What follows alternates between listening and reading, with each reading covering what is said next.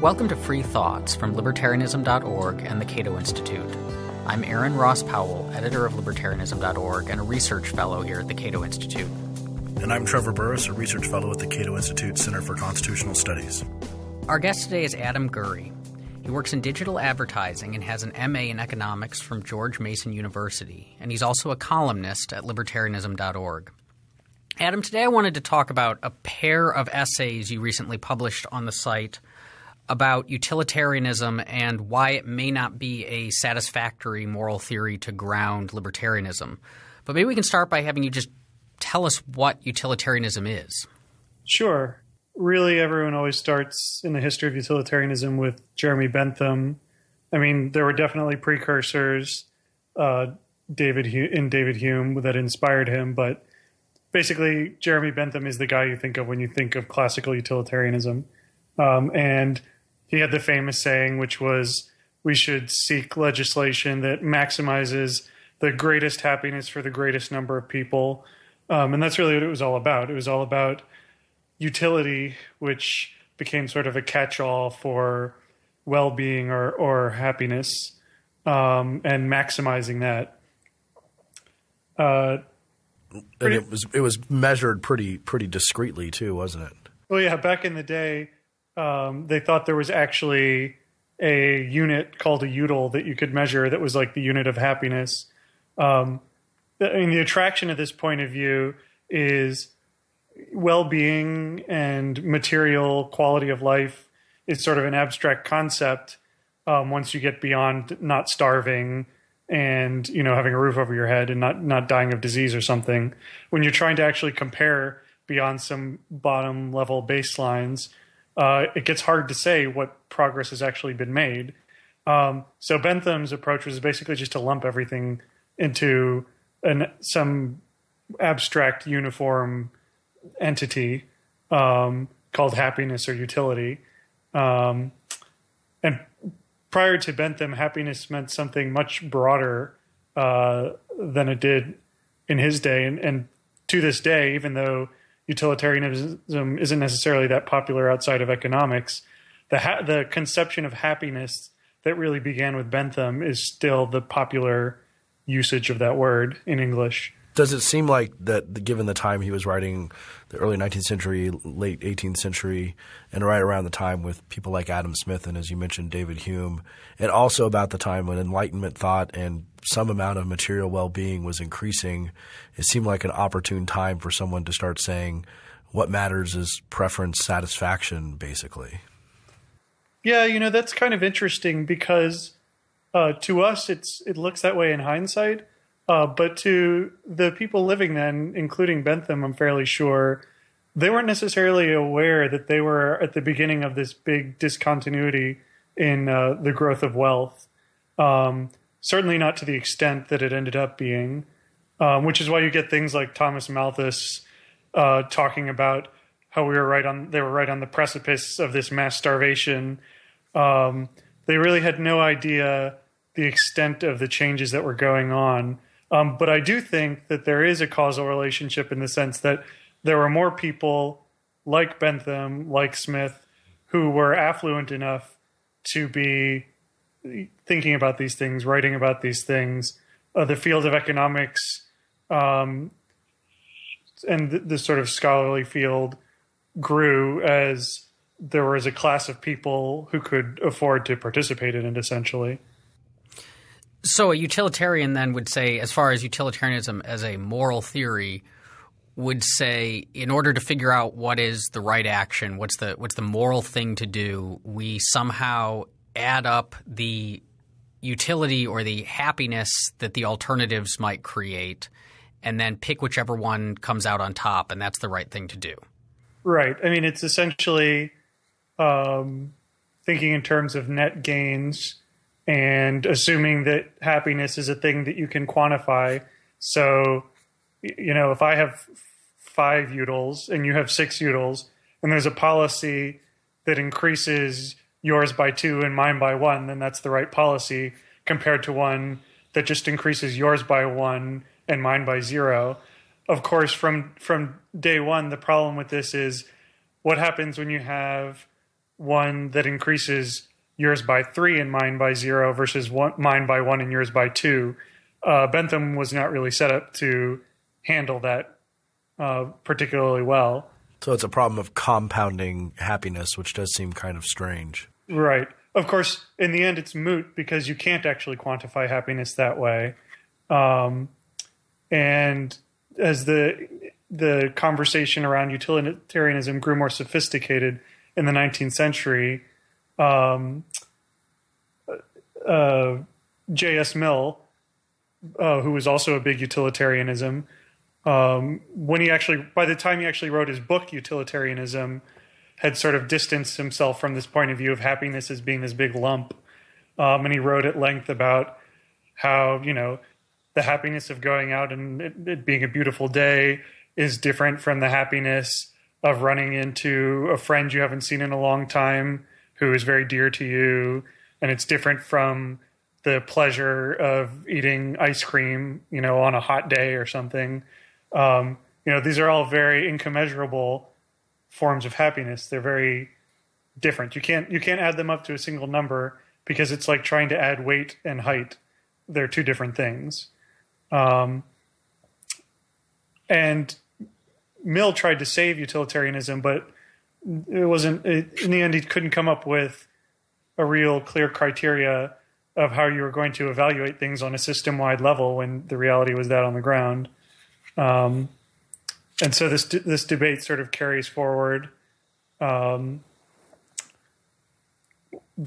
big innovation, of course, came towards the end of the 19th century, beginning of the 20th, with Vilfredo Pareto, who said, well, maybe instead of talking about, amounts of happiness, we can speak in terms of ranked preferences. Well, one sec before Sure. You've jumped into economics, and I think we had because we went from philosophers to, of course, maybe the distinction wasn't that clear back then, but you jumped into economics. Yeah, I wanted to ask just another kind of clarifying question about utilitarianism before we move into economics. Sure. And that's just – it seems that there's kind of these two interesting characteristics of utilitarian thinking that I think both of them may come up when we start talking about problems with utilitarianism, but I wanted to put them out there right now. And that's the first is this – that we're not really judging people – what matters is not people individually, but happiness, which can be seen in this kind of aggregate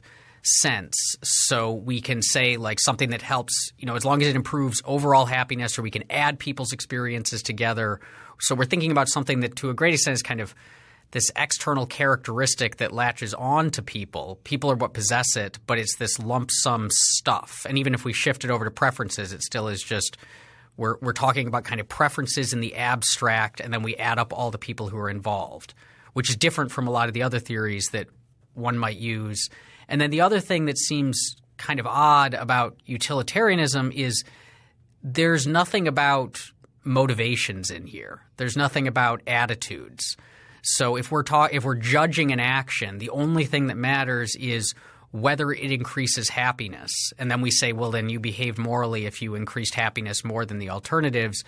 But it doesn't matter why you did it. So if I help you out because I am motivated by being a nice person and it increases your happiness, there's no moral difference between that and say if I help you out because I think there's something good in it for me, or I'm hoping to set you up to do something else in the future that perhaps might be against your interests, or if I perversely think that I would actually be hurting you by doing this, but I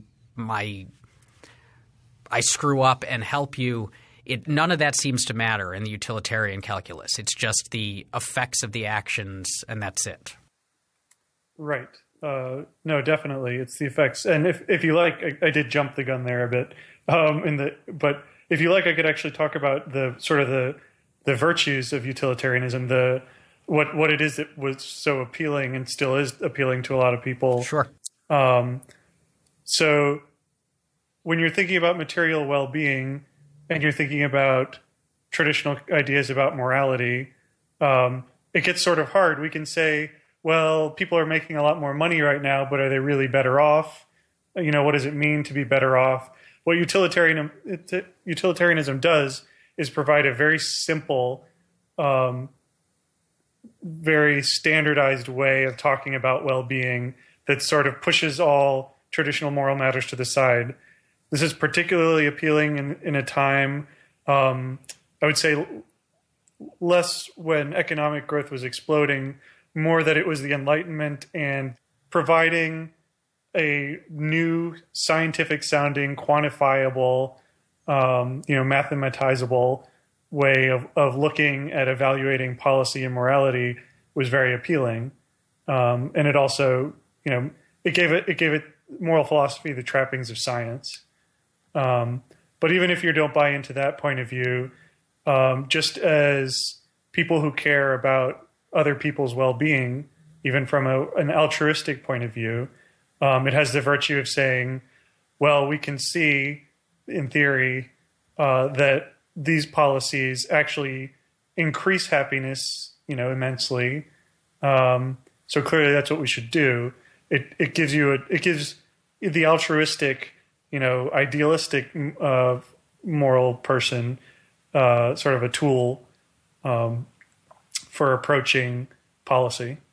And it seems like with the now we get to policy levels and we see these obvious benefits, and we also see the time, such as when Adam Smith starts writing in 1776 for The Wealth of Nations, for example, and before that with Theory of Moral Sentiments, that we have the invention of the individual kind of going on. People are caring more about individual people rather than collectives or communities or the church, and individual values and individual preferences. So we start having religious liberty coming into play. And then someone like Adam Smith comes along, kind of creating the foundational text of economics, saying that what really matters is satisfying individual people's preferences, because now we start caring more about the individual, and that's how we get into the economic realm. Yeah, certainly. And you sort of lose the transcendental, the idea of the good as being this big sort of Platonic or religious thing. And in its place, you get, the sort of individual satisfaction. And individual satisfaction is obviously a lot less tricky to talk about than whether it's the right sort of satisfaction. Though, again, from day one, there were people, Kant being one and his followers that came after him, but many others who had trouble with the idea that, the preference to take care of your family and, live what is traditionally conceived of as a pretty good life is morally equivalent to the preference to,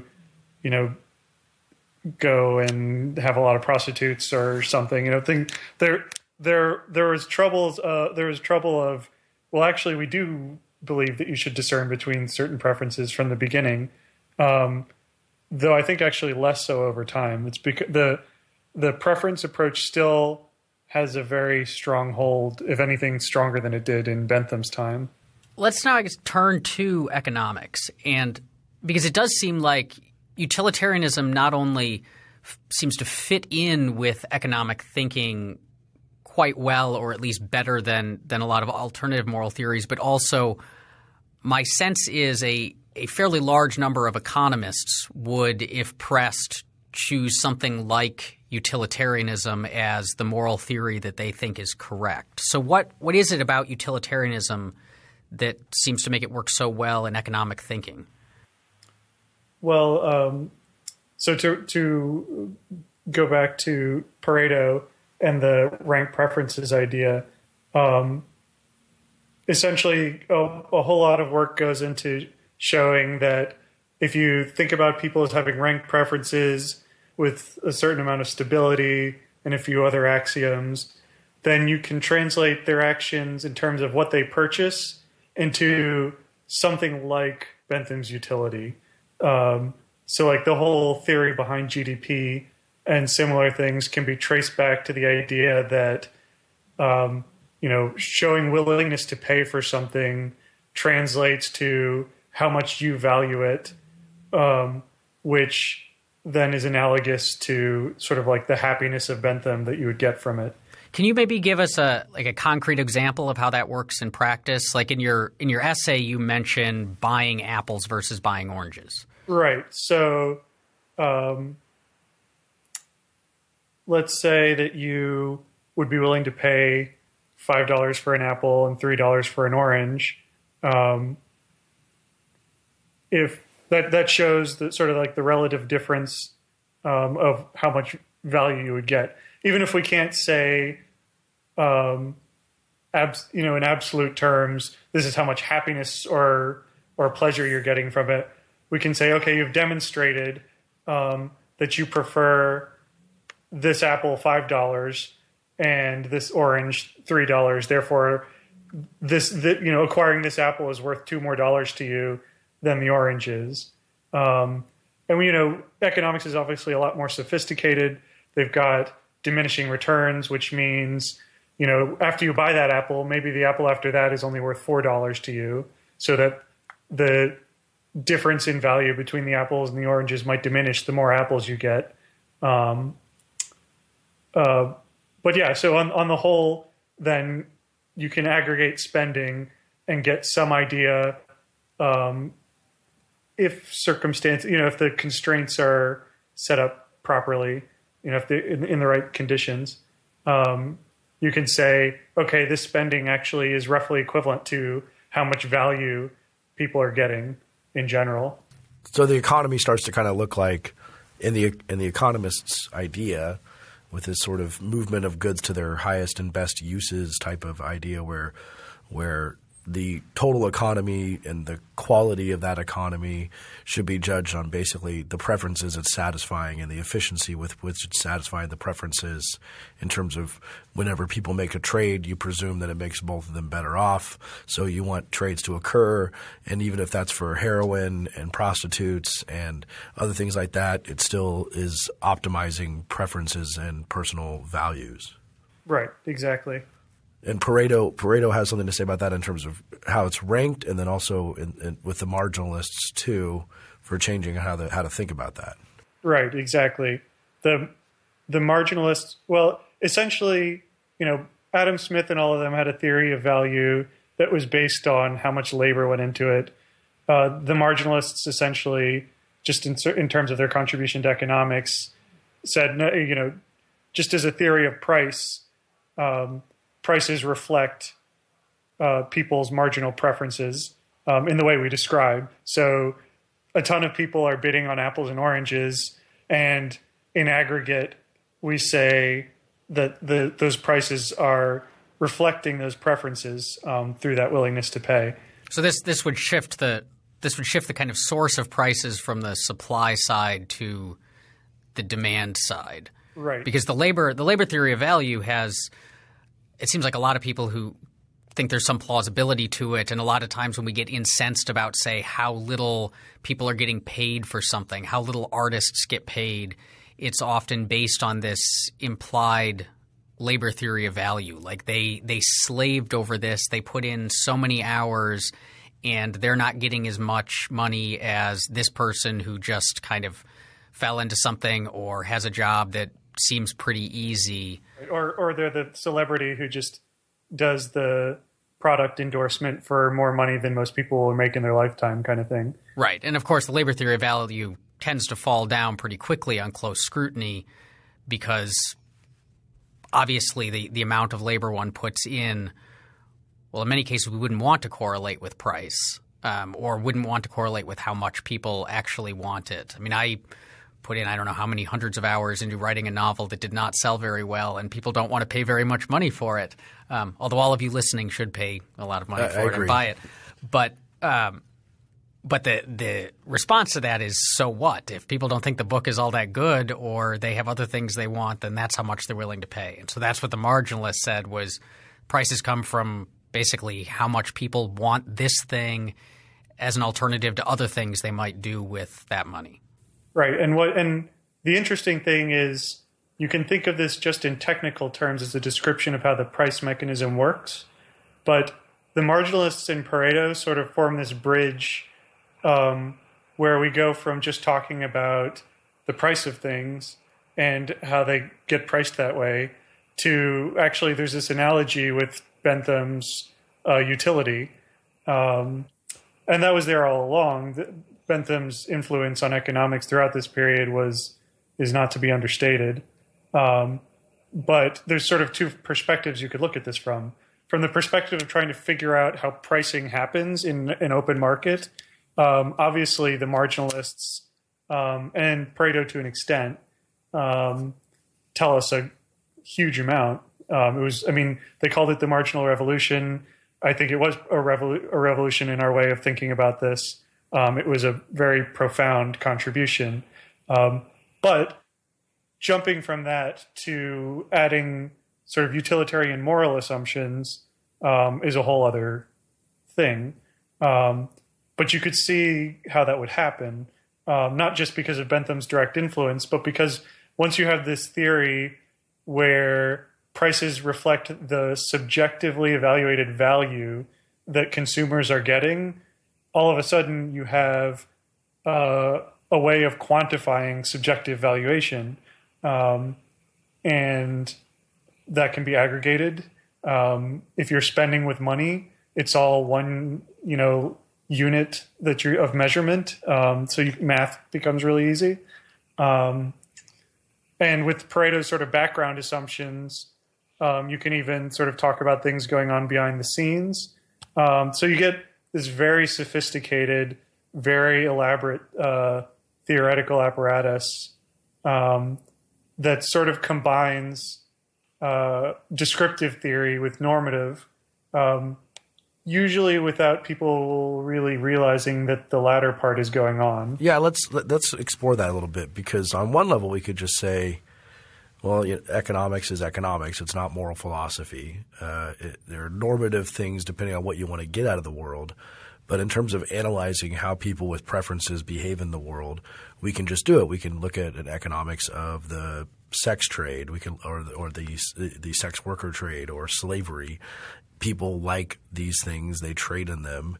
It doesn't mean we're endorsing it, but if we're trying to figure out what's going to happen there, we can just describe what the economics of slavery, what's happening there. Is that a wrong way of doing economics, or should we have more normative assumptions in there? I prefer that personally. In terms of investigations, I don't think it's possible to have a value neutral point of view. You're always making certain assumptions. As a scholar, certainly you have to decide what is important to study, for instance. That's not a neutral assumption. And I think it's good for people to scholars to explore what their assumptions are and have a more open discussion about it.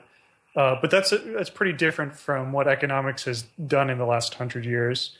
What you're describing is more like what Deirdre McCloskey does with her economic history, or Robert Fogel with his history of the train in the Industrial Revolution, and that's great. And I think that economics should move towards doing more of that and less of what it usually does do. But what happened in the 20th century especially was they did these sort of huge mathematical proof possibility theorems, the most famous of which is the invisible hand theorem, which essentially shows that with all these Paretian assumptions, and if there's perfect information and no externalities and things like that, then we have heaven on earth, basically. Not quite. It's more like we have the most efficient allocation and the most efficient production, use of resources conceivable under a given level of productivity. Let's break that down just so we're clear. We've had a couple podcasts before with Peter Van Dorn and stuff where we've talked about it before, but so because it's a lot of jargon we're talking about there with Pareto assumptions and other things. So basically the idea that you're expressing is with perfect knowledge, so meaning there's no blocking you and not knowing where certain transactions can be made. and externalities are all priced in. So an externality is – do you define that for our listeners? Yeah, well, actually, that was sort of where I was going to go next, too, because that's sort of like where problems start to arise. But an externality – so, we talked about how in a voluntary exchange, two people are assumed to mutually benefit, because why else would they choose to exchange? But what if they benefit, but at the same time, along the way, they dumped some toxic chemicals into someone else's water or something? Essentially, what if someone who is not part of that transaction gets hurt by that transaction? That's what's called a negative externality. There are also positive externalities, which is when, if I plant a beautiful garden or something and other people appreciate that and feel like their whole block is made better off. And in fact, everyone else having well-tended houses makes the houses of house prices of their neighbors go up or down, depending on how good they are at it. So, it is reflected in prices. But essentially, externalities are any effect, positive or negative, from a transaction that occurs outside the transaction. And if you take care of those and have them, we could have like priced into the system or controlled or something like that, and have perfect knowledge so people are constantly trading without any barriers, then this sort of assumption that comes out of that is that you said you get like utopia. Like every trade that could have made anyone better off has been accomplished. No one is being made worse off because of a trade that they got a negative externality from. People are paying for positive externalities. All goods are in the places they should be, and everyone's just living in a utopian world. Right. And so throughout the 20th century, you get economists identifying how reality in various ways deviates from those really strict assumptions, and then coming up with a proposal for how to cram reality back into that model, basically. And they don't quite put it in terms of, this is the moral philosophy we've all accepted, which is why, based on this moral philosophy, this is the policy we should propose. It's treated as though this is a scientific model with scientific recommendations coming out of it. Before we get to the problems with that model and the moral philosophy underneath it, I wanted to just tie this back into libertarianism, because all of this is often used as a justification for a libertarian state or libertarian policies. So how do we get from what we've been discussing to libertarianism? I think that economics brings a lot of people to libertarianism because of the power it shows of mutual exchange, freely done, to enrich people. Especially, I would say, introductory level econ, the exceptions to the invisible hand theorem, which I don't think, they don't even talk about the theorem itself. They just sort of give the outline of, under certain conditions, free trade makes everyone better off. And here are a few exceptions. The exceptions are sort of treated like minor side issues that can easily be addressed. I think this model, this economic model, provides for a lot of people who are probably already somewhat sympathetic to liberty in some way, because I would say even pro-regulation people have some idea that they're for liberty of speech or something along those lines. Economics sort of gives you a very concrete model of, if people are allowed to pursue profits and trade with one another freely, in general, it works out for the best for everyone. And it seems like a powerful model. It's in both its concreteness and in that it doesn't require what seems like demanding moral assumptions about the motivations of people. You can assume that people are extremely selfish, and the model says, but you turn private vice into public virtue. The butcher is just selling things for his own self-interest, but as a result, people get meat on their table. Yeah, I've often said that, going off what you were saying about preferences and this assumption, that does seem like the libertarian world, the one where people are sort of maximizing their preferences and making trades without as many barriers. And sometimes the complaints about the world, the criticisms of the free world, often seem to boil down to people having a problem that other people have preferences that they disagree with. Right. So just prohibiting drugs, for example, we would say, well, people want to do drugs. That's a normal good, and we should let them do that, and there should be exceptional reasons to keep them from doing that. And other people have a problem that people have those preferences. Right. Just to piggyback on what Trevor said, as you were saying that, you said that this way of thinking doesn't require demanding moral assumptions, and that it seems often the case that with libertarians, there's a move from this way of thinking and this way of justifying libertarianism doesn't require that we have demanding moral assumptions about the way others behave to we should not have demanding moral assumptions about the way others behave. That so long as people are out there simply maximizing their preferences in a way that doesn't harm, say, the ability of other people, the rights of other people to do the same, that's the end of morality, and that there is something wrong. There's in fact something wrong with judging the preferences of others, with making moral judgments about the behavior of others. Yeah, you see this every so often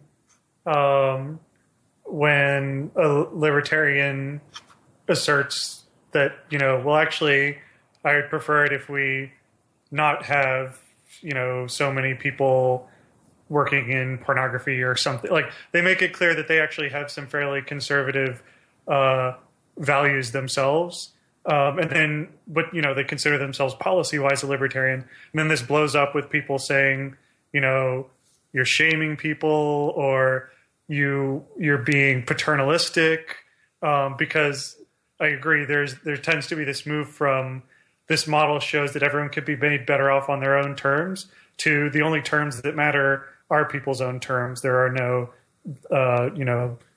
there's no moral ground to stand on other than the sovereignty of preferences. Well, maybe that does seem to be the case often, but isn't that the purpose of a baseline such as the non-aggression principle, that there is a baseline for very non-aggression principle-centered libertarianism, for example, that if it's not hurting someone, it's not that anything goes. It's not nihilistic. It's that if you want to do prostitution, polygamy, BDSM, take drugs, all these things, they're all okay because they're not aggressing on anyone. So that's the moral baseline. Everything above that baseline is allowed. Well, I actually think the non-aggression principle is more in an alternative tradition than the utilitarian strain of libertarianism. It's much more in the strain that you can trace back to Kant, which is trying to find universal rules and things. I think it's often, obviously intellectual history is not like this sort of siloed thing where, one group is Kantians and one group is utilitarians. I think that what you said is correct, that a lot of utilitarians look at how economics works out, the economic model, but then there are exceptions to it. So they want to say, well, here is one universal that we'll hold to above and beyond just your basic utilitarianism.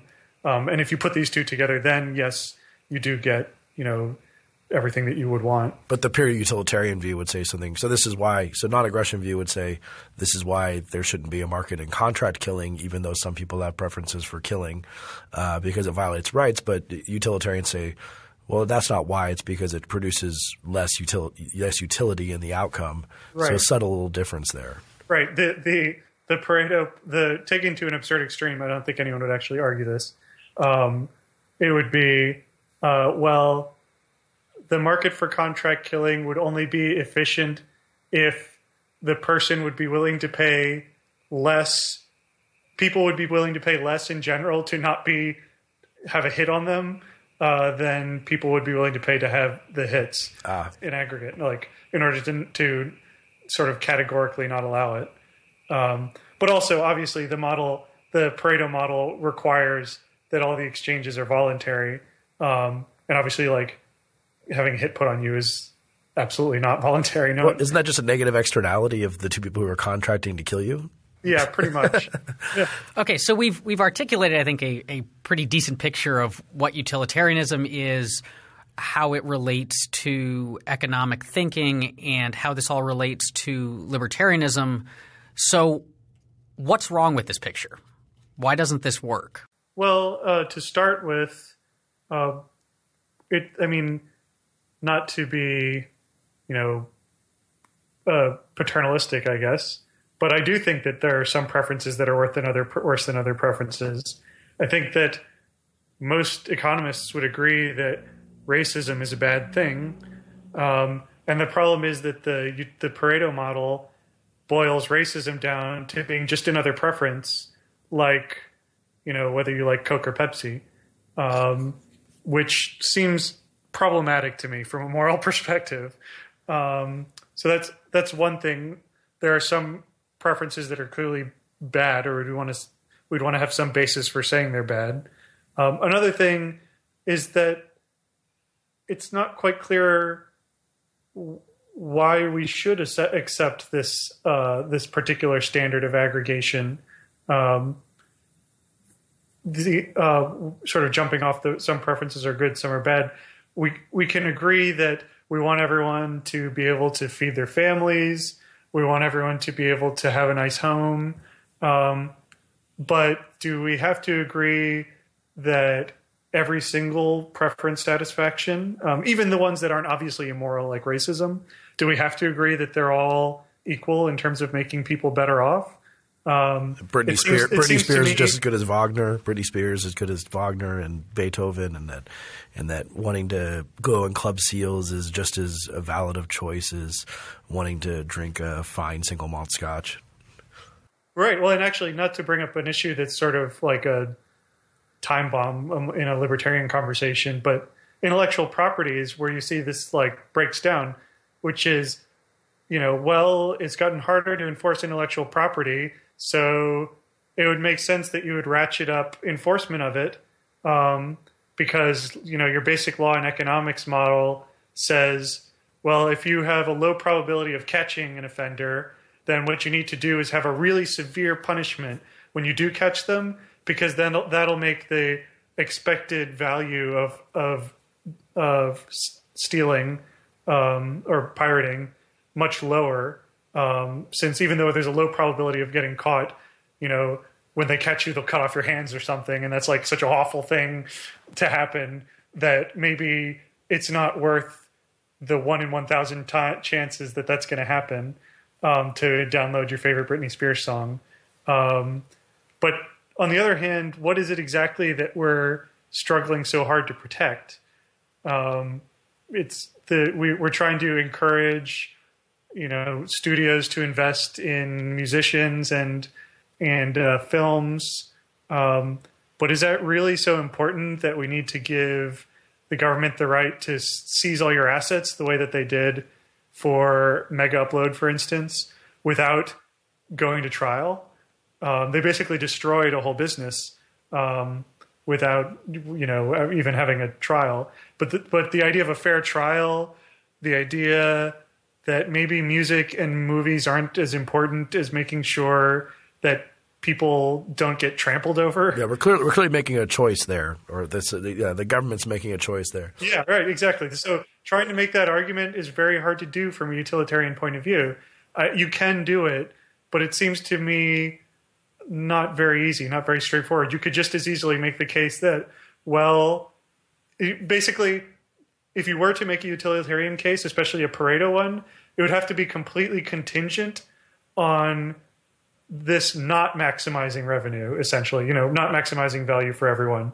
If you could make the case that seizing businesses' assets without due process of law in copyright cases would increase the total amount of money in the economy, the total amount of real resources in the economy, then it seems to me that the Pareto case would have to argue that it is okay to do that. You couldn't categorically say, no, that's wrong. You mentioned the racism in terms of bad preferences. As part of the two things you were saying is wrong with this regime.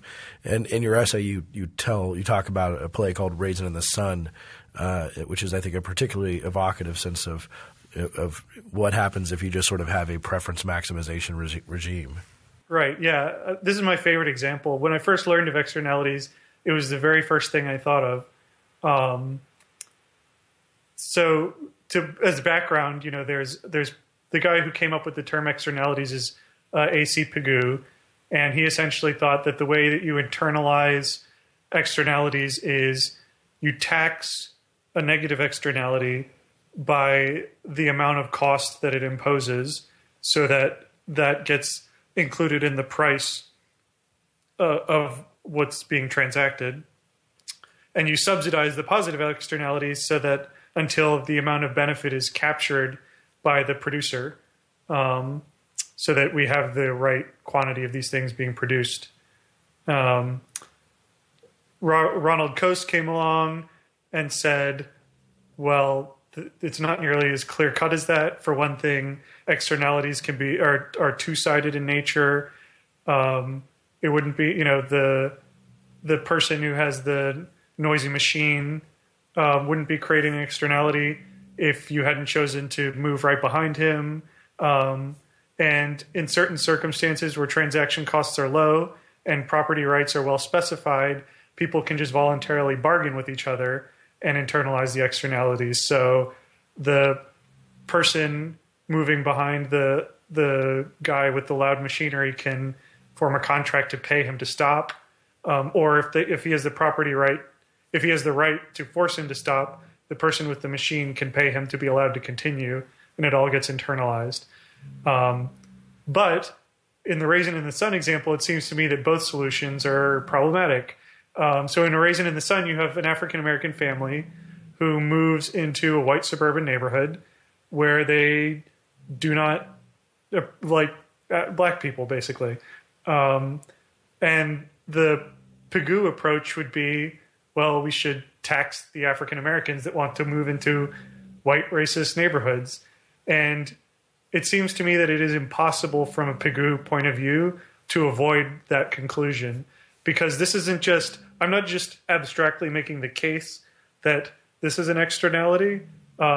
We know from history that when these African American families would start moving into a neighborhood, it would create white flight, people would leave, and prices would go down. So the externality was actually reflected in the prices of the houses at the time. This is a concrete empirical fact. It was basically thought of as pollution, to use a horrible analogy, but it made the property value go down, yes. Right. And so from a Pigou point of view, if there's no moral distinction between types of externalities, then you have to tax the African Americans that want to move into the white racist neighborhood. Just like taxing a polluter. Right, exactly. In this model, even in the Coasean version of it, a cost is a cost is a cost. And that's the strength of it, right? The idea is you can make the math really easy in terms of talking in an aggregate way about the economy as a whole and well-being as a whole. But the result of that is putting smoke into the air is equivalent to black people moving into a racist neighborhood. There's no resources in the theory itself for distinguishing between the two. And the amazing thing about A Raisin in the Sun is there actually is a Coasean bargain in it.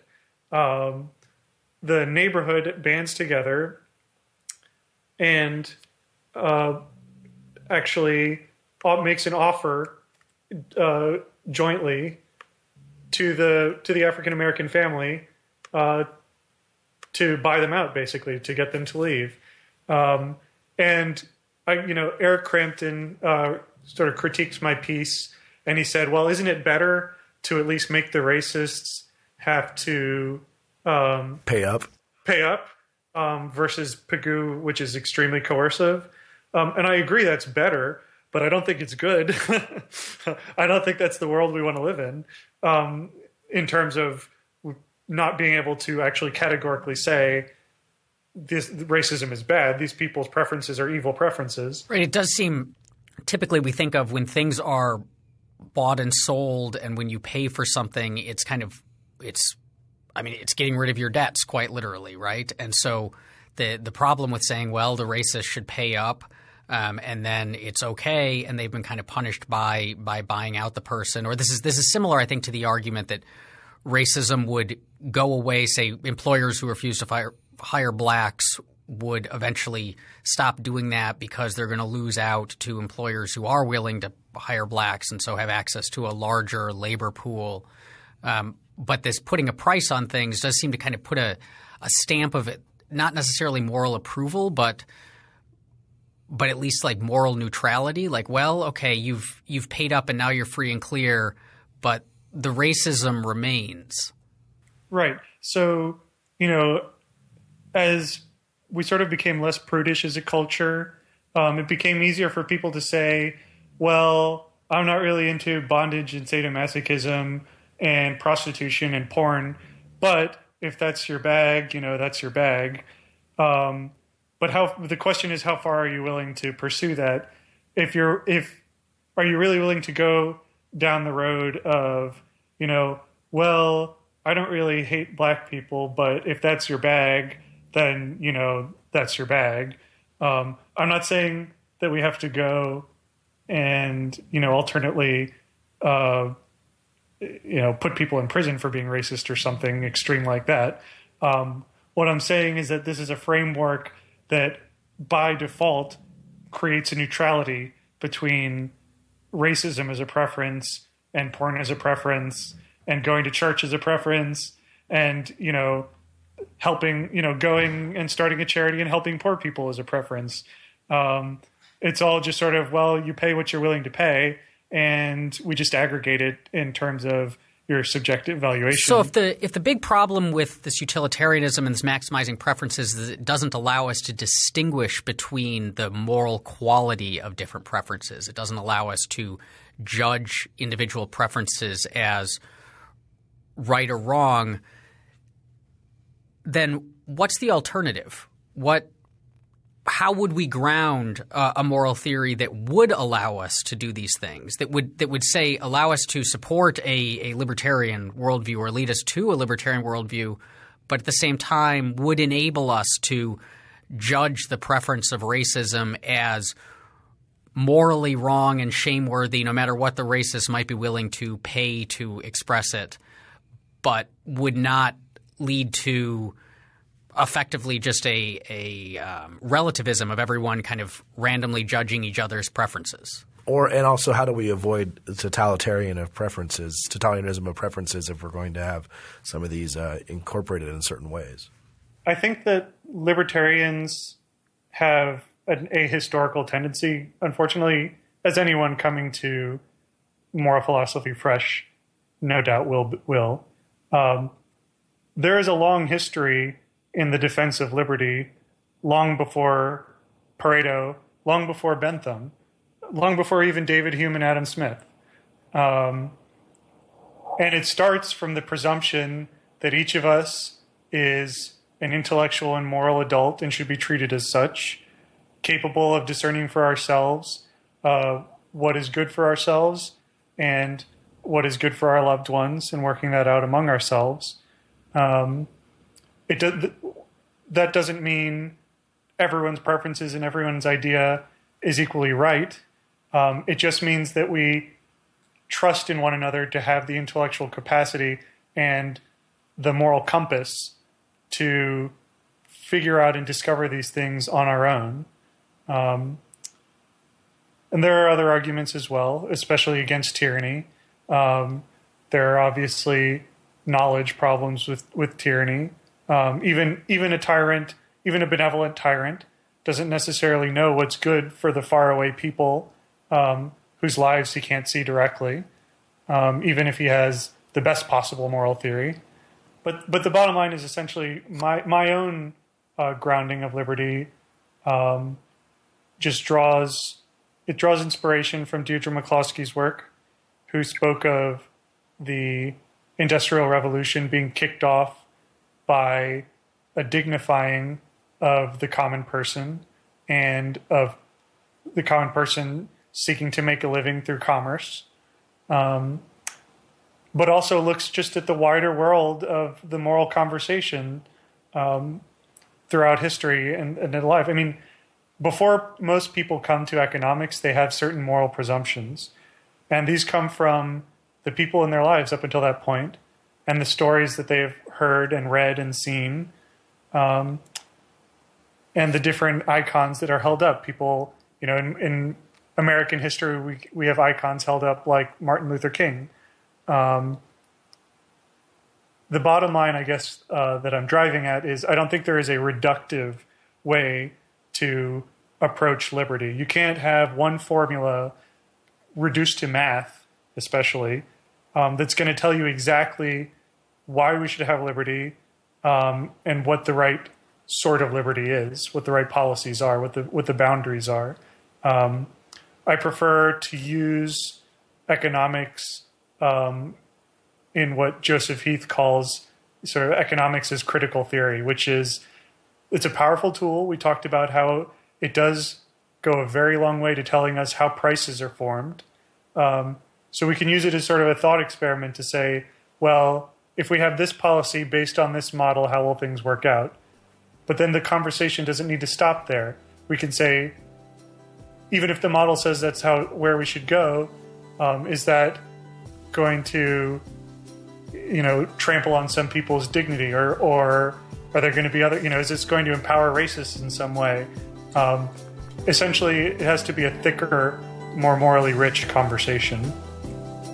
Thank you for listening to Free Thoughts. If you have any questions or comments about today's show, you can find us on Twitter at FreeThoughtsPod. That's Free Thoughts, P-O-D.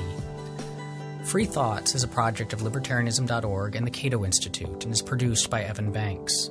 To learn more about libertarianism, visit us on the web at www.libertarianism.org.